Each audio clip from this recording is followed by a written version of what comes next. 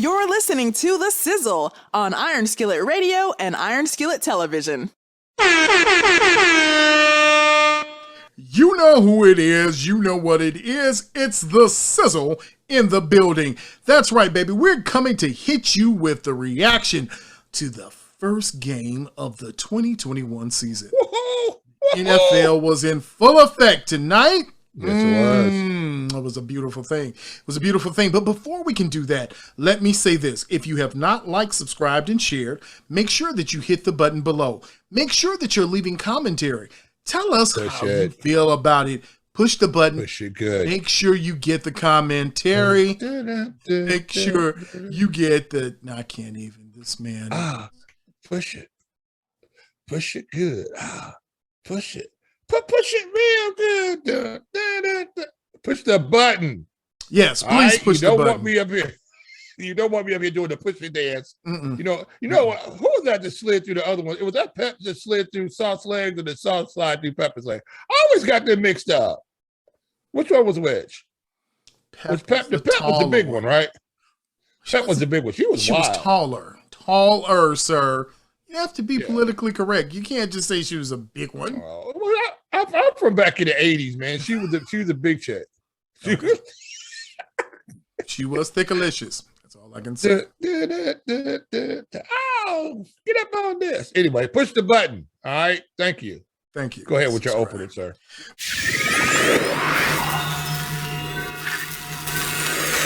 Well, after all of that wonderfulness, I can't say it any other way, but somebody got pushed. Somebody pushed it, and it was pushing all night. It was all good, all NFL, all football. Let's see. Let's throw out the superlatives already. Tom Brady, the GOAT, was out in the pasture again. Dak was surveying his land as a Dakota. And kickers do kick, but they don't kick a lot. I don't know all that was happening, but Jay, were you ready for the 29-31 win by the Tampa Bay Buccaneers as they took it to the edge of extinction, edge of brink of falling off, the edge of nothingness? Well, I mean, it was a game. It was not that it was nothing. I'm just saying, did anybody see Dallas taking the Super Bowl champs all the way down to the last 7 seconds of the game? Did you see that? Well, look, the issue was if Godwin doesn't fumble down at the 5, if you got Fournette could actually catch a pass. I mean, a number of things like that. This game should have been the Buccaneers should have won this game by 14 points. You saw a Bucs team defense. This was the weirdest defense I've seen in a long time, though. The Buccaneers just decided to let Dak Prescott throw the ball to the outside all night long. They just decided, we're not going to even we're just going to leave our guy out there and give him one opener because they figured out that he's not going to have enough to beat us if we can keep the ball in our possession, especially down by the goal line. Those 2 turnovers down on the goal line hurt Tampa Bay a lot. They should have won by 2 touchdowns. But it was great to see Dak Prescott sit in the pocket, throw the football, move around. He looked really good, but he's also playing a lot of one-on-one on the outside. And the Buccaneers just left their corner out on the island by himself and said, Dak, you're not going to beat us anywhere else. You're not going to beat us in the middle of the field. Throw everything to the outside, and we got Tom Brady, and we'll just go outscore you. Well, let's look at some of those numbers. Let's go over. Dak Prescott was 42 of 58 for 403 yards with 3 touchdowns, 1 interception. His quarterback rating was amazing. He was doing some things, but not to be outdone. Tom Terrific was 32 of 50 for 379 yards, 4 TDs, and 2 interceptions. Jay, I don't know where to start, but I've got one place to start. I've got one thing to circle in on, 2 actually. Number 1, Greg Zuerlein might be taken out to the pasture tonight by Jerry Jones and left in some stable, and you may not see him again. And number 2 is that the rushing attack for both teams was horrendous. And it was almost similar. Ezekiel Elliott had 11 carries for 33 yards. His longest run was 13 yards. Leonard Fournette was leading Tampa Bay's rushing attack with 9 carries for 32 yards, and his longest run was 7 yards. Yeah, neither one of these teams could get the rushing attack going. Dallas really needed to get this rushing attack going, and they didn't. I think that would have helped out a lot, especially down around the red zone where they need to push the ball in. You also had Zerline, who, for whatever reasons, when you have a kicker with a bad back, how many – look, okay, I don't understand this, and I'm not a professional anything. You know, I try to be a professional broadcaster, but you see how that was working out. Why can't they find a kicker that can actually kick the football through the uprights? Zerline went out there and hooked it just a little bit outside. That first kick, that looked like me trying to kick a field goal, all right, on a good attempt. And then the second one, he hits the crossbar. It's like, but that tells you how difficult kicking in the NFL is when you have to run guys out there with bad backs trying to kick field goals. Now, did he redeem himself later on? Yeah, he kicked a great kick right down the middle. It was fabulous. But they needed those 2 field goals. But again, that was that bend, don't break defense for the Bucs, who got down around in the red zone and just did not allow Dallas to get into the end zone. They definitely weren't going to get in the end zone running the football. We knew that from the beginning, but they couldn't get there with their Amari Cooper and the guys on the outside, which you really thought were going to have the advantage against the Bucs corners. They produced a lot of yardage, but there was not a lot of touchdowns. That's a recipe for a disaster for the Cowboys. Like I said, this game should have been the Bucs should have won this game by a couple of touchdowns. 400 yards looks great, but what did you do down around the red zone when you needed to? Well, you did enough to get some fantasy teams and some fantasy leaders and teams. You got something. If you picked up Dakota in the 8th, 9th, or the 10th round, yeah. God bless you, sir. But let me throw some of these receiving numbers at you. For Dallas, Amari Cooper had 13 receptions for 139 yards with 2 touchdowns. CeeDee Lamb, which I didn't realize, I guess after you watch the whole game, you don't see those little catches, but he had 7 catches for 104 yards and 1 touchdown. Had a really good night. Now, let's flip it over to the Bucs. Oh, baby. Your man, Antonio Brown, 5 receptions for 121 yards and 1 touchdown with a 47-yard touchdown strike. And did you see that catch? Did you see that catch, though? Catch was amazing. The release, and he was gone. And how easily he caught that football. Like they were saying in this game, that he was a big reason why they won the championship last year. And if he can keep it together for the next 16 games, he'll be the big reason why they'll win this one, because he is literally unguardable on the outside. He is so quick. He run these routes with precision. He's in and out of cuts so quickly. He's probably the best route runner in the NFL. He probably would be talked about in glowing terms had he not had the, what we want to call them, the discretions. Is it? Can we say that? Because he didn't get put out the league, the indiscretions or whatever it was, whatever he had going on. But again, Tom Brady, the guru, was able to bring him down and smooth him out, and now they have a weapon that nobody else could harness. So this guy's fabulous, and that makes him even better. And the guy who really we didn't see at all too much for the Bucs was Scotty Miller, who I thought was going to play a bigger part in this game. But, Dallas did a really good job of covering that up, and they didn't get really beat on the deep long pass except for a couple of times. Well, the person who really did a lot of work, there are 2 people in particular outside Antonio Brown. Chris Godwin had 9 catches for 105 yards.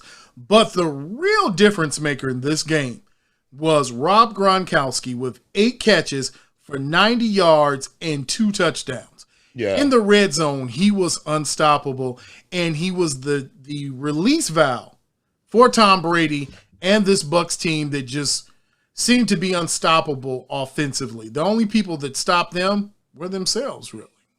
You know, and Gronk, it's really unfair to tell you the truth. You had Gronk and Brady who've been together for so long.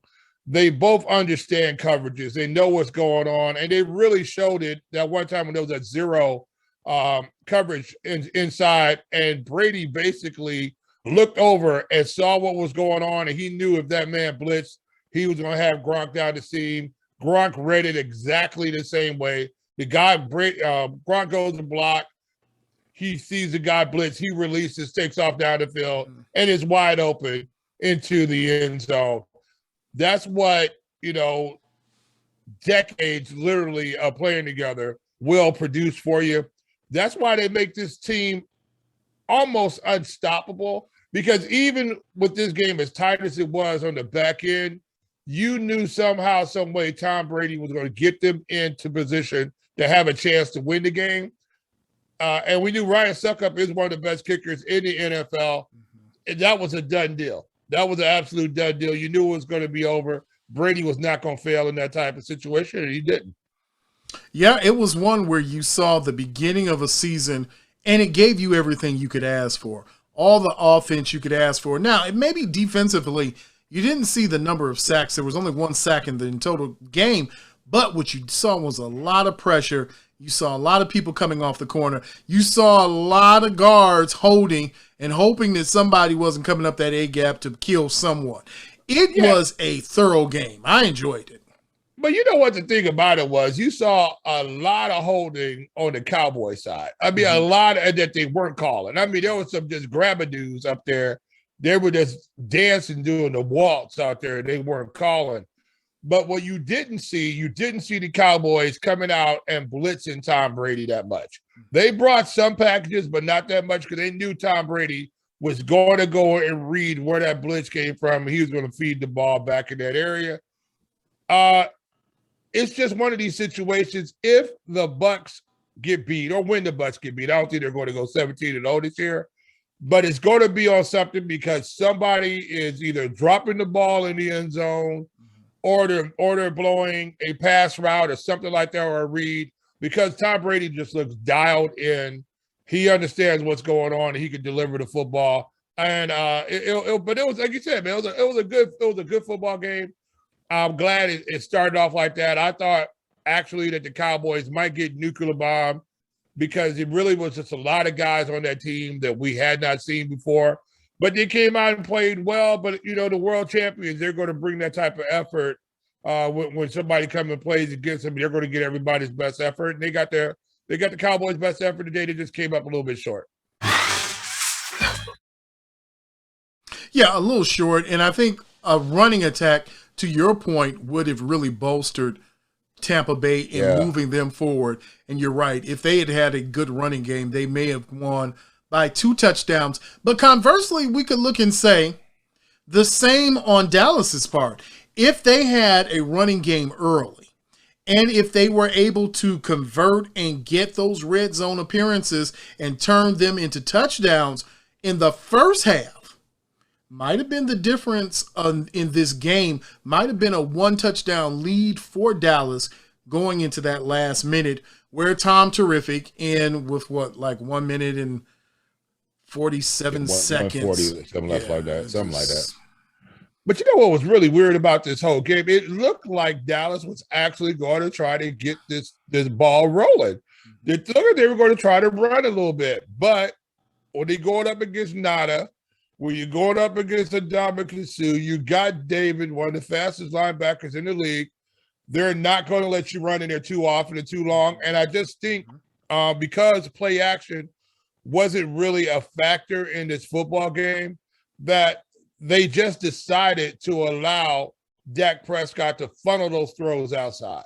Because if you notice, they really was not a lot of run after catch over there. It was a lot of tackling right there. It was a lot of bend, no break, because we found out that later on when you get down near the goal line, those passes aren't there because you don't have to cover as much real estate anymore. Those outside passes are gone, and now can you push that ball into the middle of the field? You don't really want to do that because now you got a rush coming down in your face. I sort of think Todd Bowles has sort of set this up by design to make Dak Prescott throw the ball to the outside. I just believe that's what he did. He let them do what they wanted to do, and it just wasn't enough to win. Yeah, it was a lot going on, a lot of moving parts. As we said, and we talked about this off camera, how good this defense is. And it's really not credited for being the type of defense that you talk about and say, hey, it's one of those great ones. But if you saw what they did last year, and there was an amazing stat I saw they threw up that this defense last year was the only defense that stopped 3 Pro Bowl winning quarterbacks in a row throughout the their run to the Super Bowl.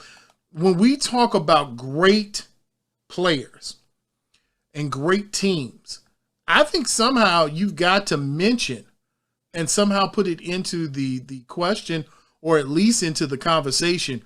What was this defense able to do similar to other great defenses? We talk about the Giants and the Bears recently, but we haven't talked about how good this Bucs defense really is.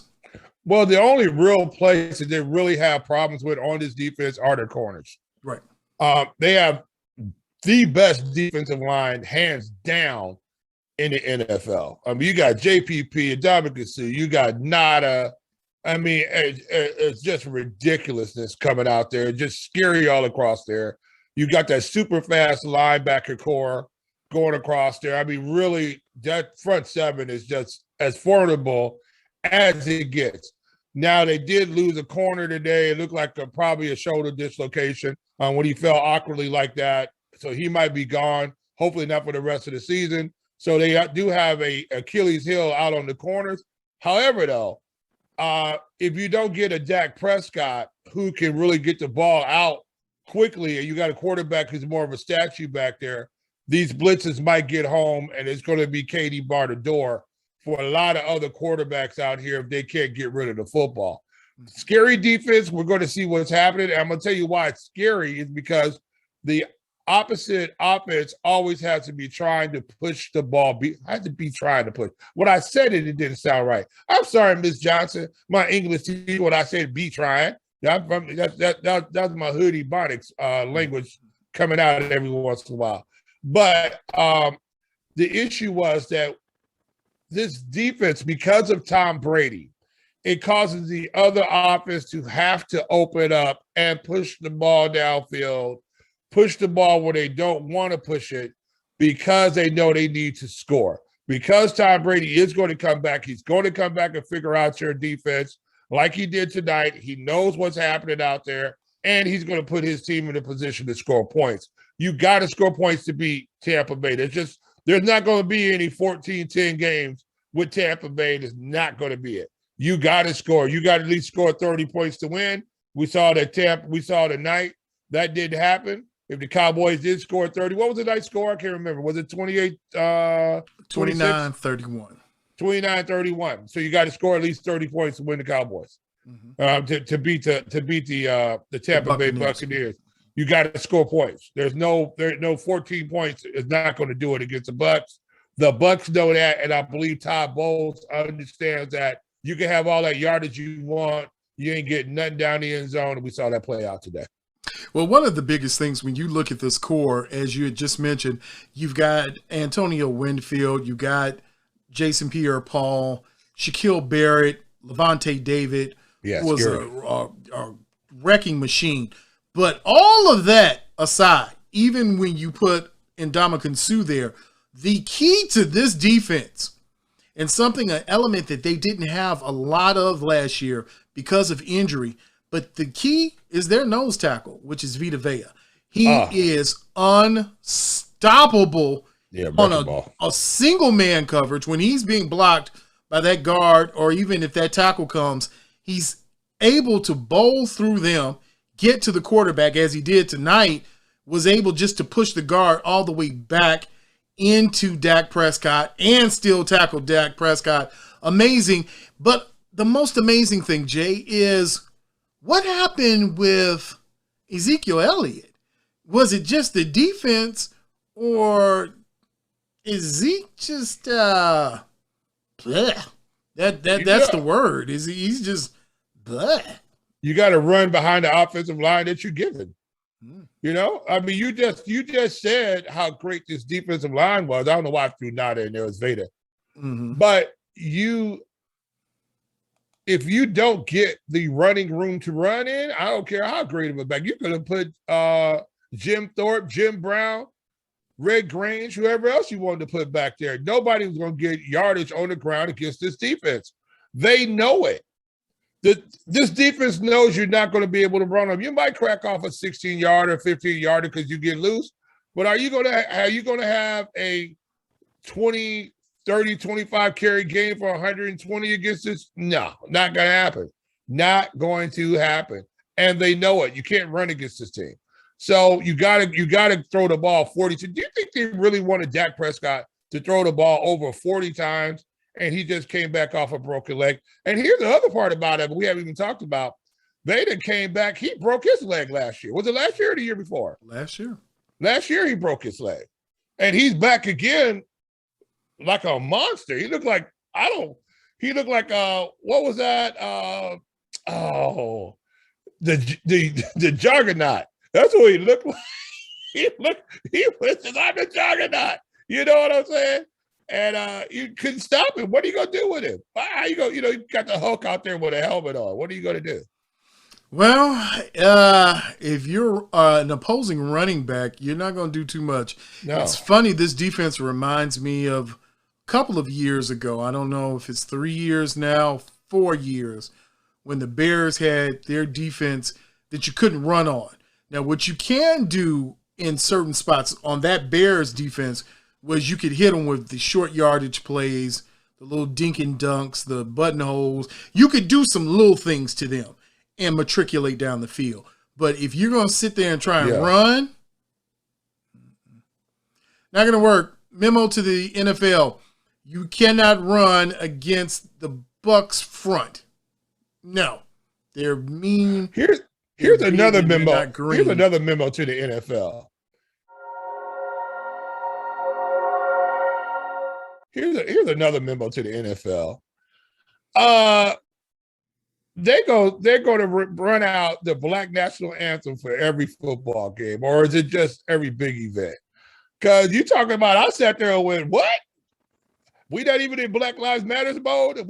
We're breaking it out again. Lift every voice. I had to stand up off the couch. You know what I'm saying? Like, you know, it's really good that the NFL is really staying true to its creed that it was going to be more diverse, it was going to be more sensitive to these matters, and that the players mattered in this league.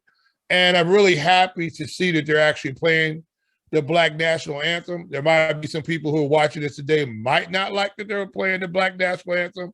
That's your problem, not mine. It is something that needs to be played, I believe, because it also brings to light the things that Black people have had to deal with in the United States for a long period of time. But it also is a song of hope and unity that we will hopefully get people rallied up to help in our own communities, especially those professionals out here, educators, business people, things like that, who've left the urban communities. I'm one of those people who left the urban communities to put my kids in a better situation for going to school. But we need to reach back out into those communities and help them. Nobody's going to help our kids unless we start helping them ourselves. So it was good to hear the Black National Anthem. I'm hoping that it's not a divisive situation for a lot of people, that you just see that it is a unity inducing device in the Black community. And I'm hoping that a lot of young people would actually know the words to it so they can understand what was going on and why it's being sung. And it's not just a situation because it's some type of political thing. I just want to throw that out there. Well, you know who it is. You know what it is. It's the Sizzle with a reaction to Game 1 of the 2021 season. The Tampa Bay Buccaneers, who were victorious over the Dallas Cowboys 31-29. This was a rump roaring game. I've always wanted to say that. Hey, and you said rump. And you said rump with such vigor. I did. Your rump was roaring because you were out of your seat and you were saying, "Gosh darn it, they're a buckaroo. You guys are amazing."